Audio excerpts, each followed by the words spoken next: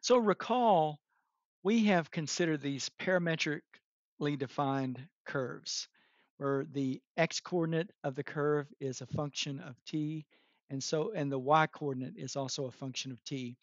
And we found that if we want to find the slope of a tangent, in other words, if we want to find dy dx, we're going to take the derivative with respect, well, the derivative of y with respect to t over the derivative of x with respect to t. And that will give us the slope of the tangent.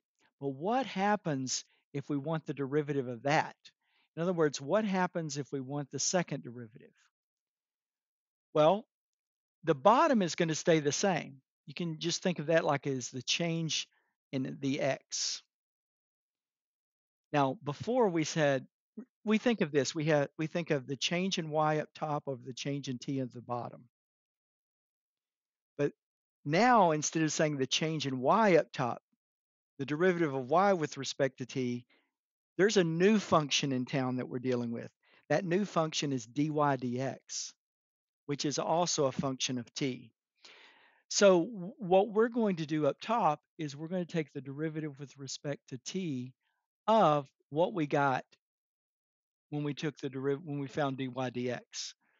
So for example, here's what we've got. Let's suppose we've got x is equal to t squared and y is equal to t to the fourth. So dy dx. Here we go. Up top, I've got 4t cubed. On the bottom, I've got 2t.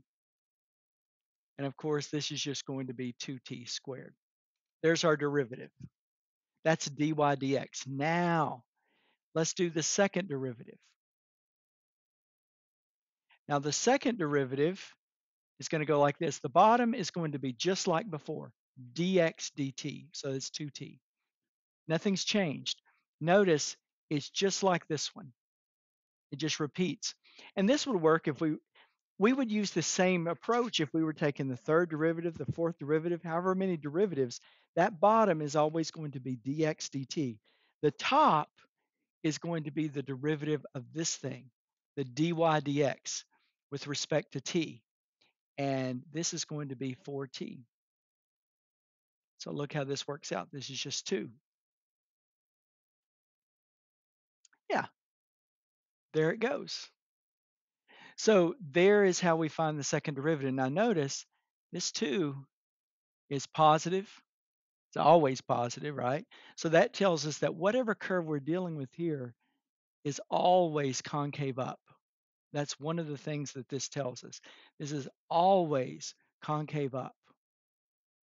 So that's something you can determine from the second derivative.